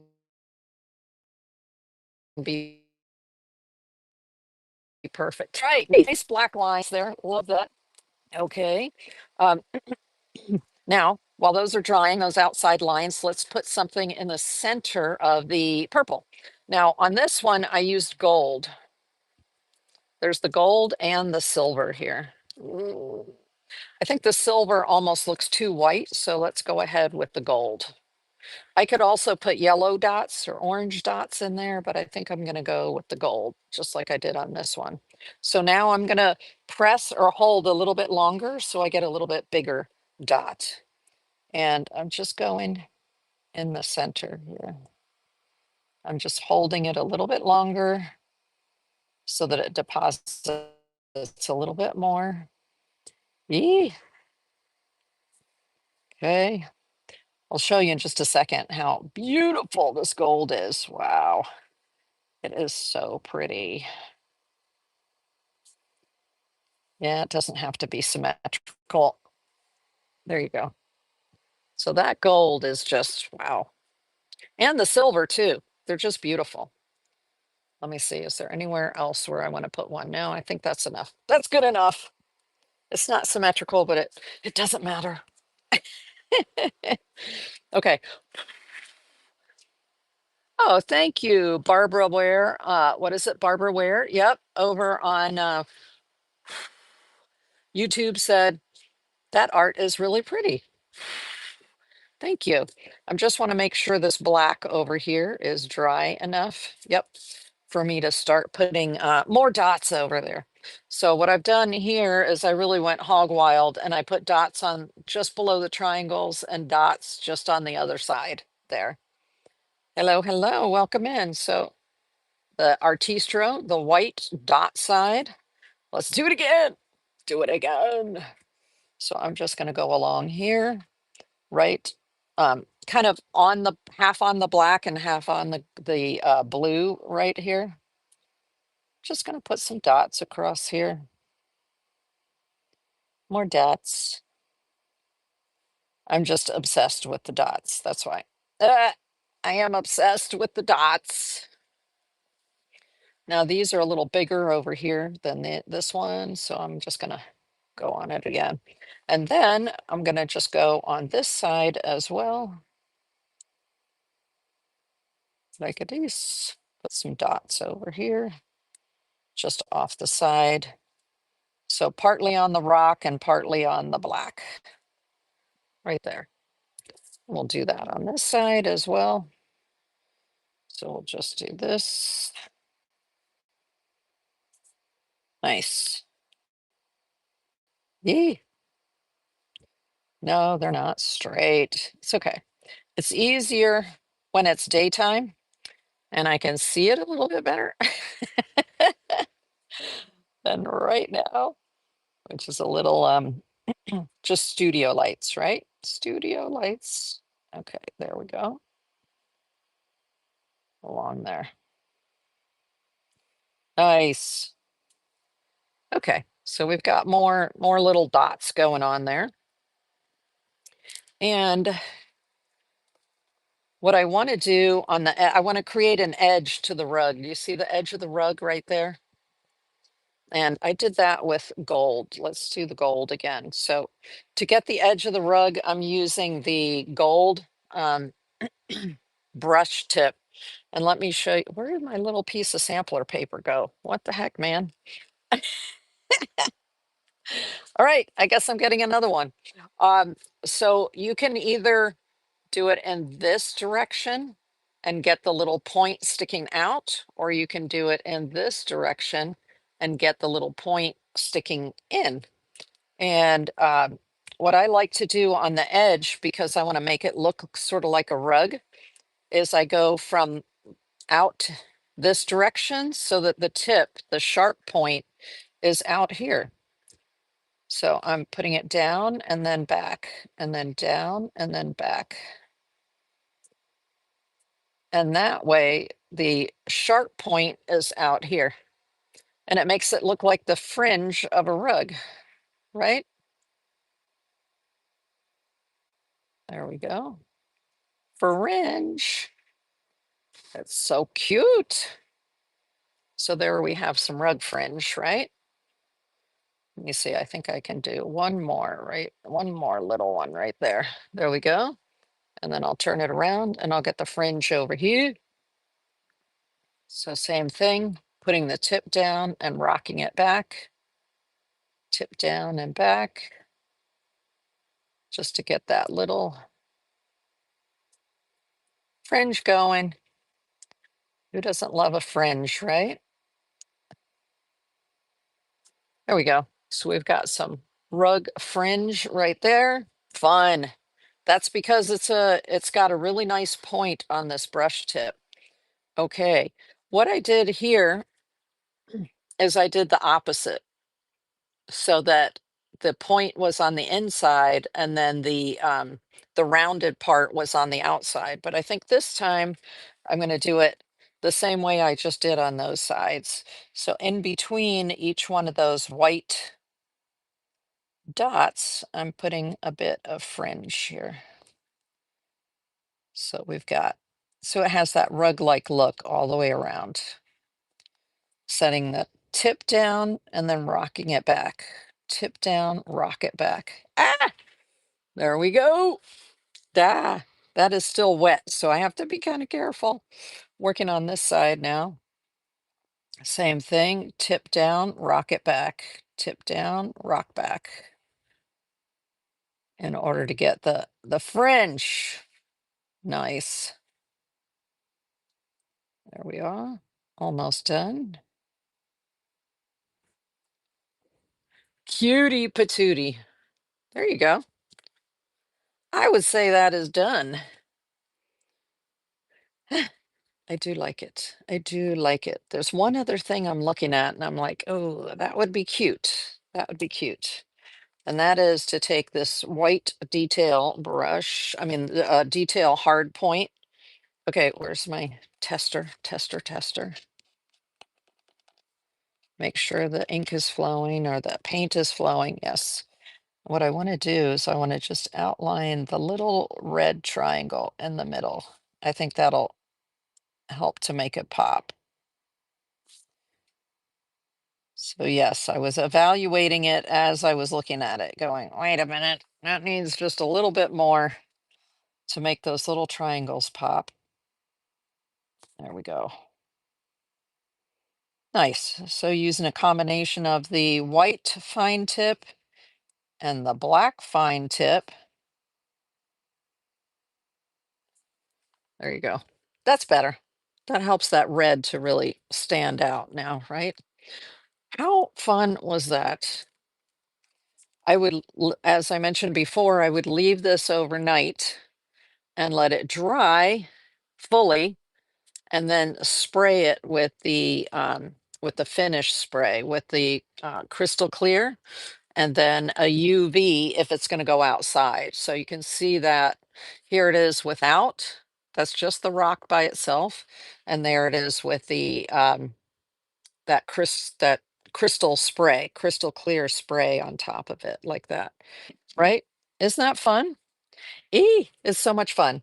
Is there anything that someone else would like to see me do to paint? Oh, I just love this one. That turned out really cute. Really cute. What can I say? um, maybe we'll do a starfish. Let's kind of do a starfish. This one has I've sprayed it with the Kamar varnish to seal it already. So that's the Krylon Kamar varnish.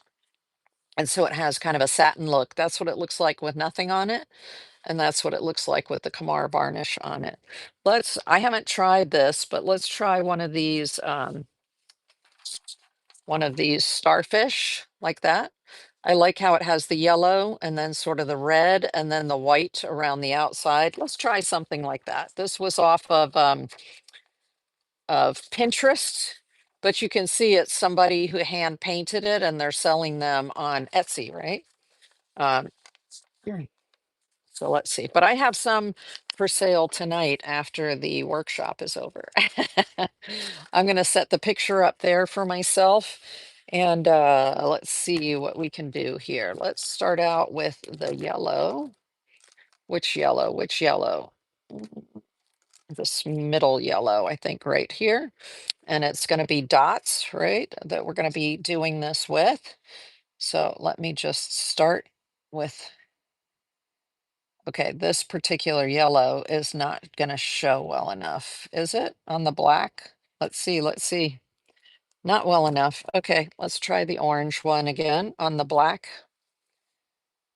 Let's do, yeah, that'll show up better on the black. So you need a pretty good size circle for the middle.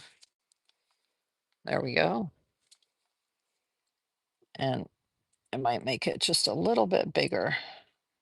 So in this case, I have to go around and around. Okay, so then we want 5 arms going out. So now we'll do a little bit bigger there. We'll do another one, another one, another one. Okay, so we've got one. Uh-oh. We shall see how I do with that. Two, get it a little bit, try to sort of graduate it. If I were using, what are they called? If I were using little, uh, here, let me find one. If I were using these, then I would be able to dip it in, and each one of these different size balls gives you different size little dots there. But we're working with the dot tip of this. So let's see, we're gonna go 3 right here, around, like that. And then we're gonna do 4 right here. A little bit smaller. So I'm just circling it around in order to get different size dots going there. And then here, there we go. Phew. Okay. I set the number. I got the number 5 going okay here. There we go. So that's the beginning stages there. And then what are we going to put around there? We're going to put the red around there. So let's try ooh, it looks like I'm looking at her picture or his picture to try to get an idea of sort of how they built that. Um, let's do the red next. So we've got the dot here. And of course, we're going to I'm going to do this right here. And then we're going to put some going down this way. And then some coming over this way. Cool. I'm leaving myself a little bit of room right near the center to put like a little white dot or some other sort of color. Okay, we're gonna come here. That's one part there. And we're gonna come this way. These are the legs of the starfish right here. Come down like this. It's not going to look the same as what that artist had done because this is not the same kind of dotting tool. The dotting tool that she used, dotting tools similar to this, um, give you a much thicker paint and raised up. And so it's not going to look the same, which is okay. We're playing with these daughters to see sort of what kind of look we can get. Okay. Oops, come back here. So we're beginning to get it. That messed up my dots just a little bit. It's okay. It happens. I'll just dot them back up again so that they look correct. Okay. And then we're going to go down this way so that we'll have the 5 arms of the starfish almost done. Just like that. I could see doing this with somebody who was like maybe 10, maybe. I have 3 daughters. They're all grown. So the only kids that I'm around now are my grandsons, and the youngest one is when was he born? In August. So he's a couple months old. So, oh, it's beginning to show up as a starfish, starting to look like one. Let me go back, right? Because we're on black, we're not on the white. So I'm going to need to do another coat. Let's go back in with the orange. So we're going to do another coat on top of the orange. There, now it shows up a lot better when you do your second coat. I'll bring it up to you in just a second so you can see. So this is the one I just did. You can see it's a lot The color's a lot more dense. There we go there. Nice. And so I'm just going to go over each one of those again. That's the way to make it happen, is you have to keep doing it to build that up. Unless you're using a dotting tool and thicker acrylic paint. Okay, almost. And then here, nice. They're looking good. It's beginning to look good. Okay, that was the orange. Now let's go back in with the red. I know it can be a little tedious, right? But it doesn't have to take a long time. You can do it quick, like that. Okay, almost done. And then what other colors? What other colors? There's more. Okay, almost done with this. There we go. I think I have just this one and the other one more. It looks so much better when you do the second coat. Okay, cool. Oh, a little bit more. That's it. Okay, good. So it's beginning to show up a little bit better. Now, if I wanted it to show up super bright, I would lay this all out with white first. So I would do all of this dotting with white, let it fully dry, maybe give it an hour or so, and then come back with these colors on top of the white, and then they'll really pop out that way. Let's see now. There's some white around there, which I think is just so nice, especially against the black, is going to be really nice. So is the orange dry enough? I think the orange is dry enough. So you put a little bit in the center there, then it really starts to pop, right? And you're not using white. Well, you can use white all the way down if you want to. There we go, the white in there on top of the orange. Nice. Just very light. The further out you get, use a little lighter hand, just a quick tap, and that way you'll only have little small dots. Okay, almost done. Oh, it's looking cute. And then this, a little bit more, a little bit more. There, that's really beginning to define it, right? Give it a better look. And now I'm just going to put white right in these spots that I said I need to leave a little space around the center. I'm going to put some white dots there. And then we're going to do a pretty good size white dot here and sort of outline them in white dots. Right? So it's more or less outlining, but outlining with the white. Okay. Do that. Then you're really going to be able to see the starfish sort of really come alive with the outline. Almost there. And another one right here. And along here.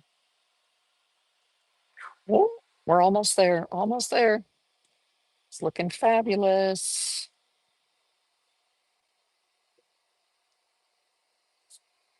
And then along here.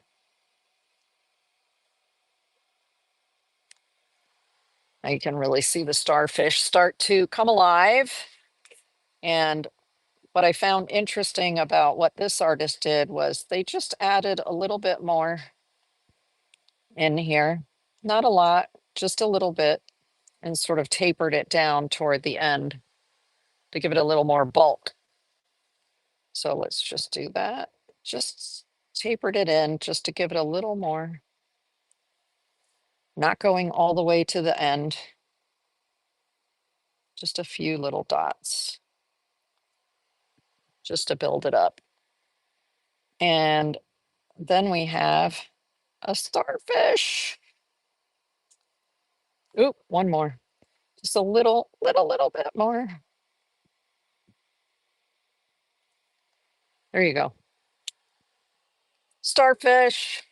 Ah, just love the dots. Love, love, love. Now, what I'm noticing is that the dots on top of the orange, the white has sort of almost as it dried became a little translucent. So if you want to bring that white up a little bit more, just put another layer on there. And just do the little dots again. Then you don't have to go down all the way, just a couple. And that will make those few toward the top that much brighter. There you go. Which one did I not do yet? I think I did not do this one yet. Just those first three. There we go. Okay, cute. So that was working just on the black background there without, like this one, we put the green mixed with white on the black here. This one, we had just the white in the center where we knew we wanted a pop of color there. But we don't have the white around the outside because we wanted to put those white dots and the gold and have it contrast with the black, right? So you don't always want to cover the whole thing with white. This one we covered all with white. And so that'll turn into something later.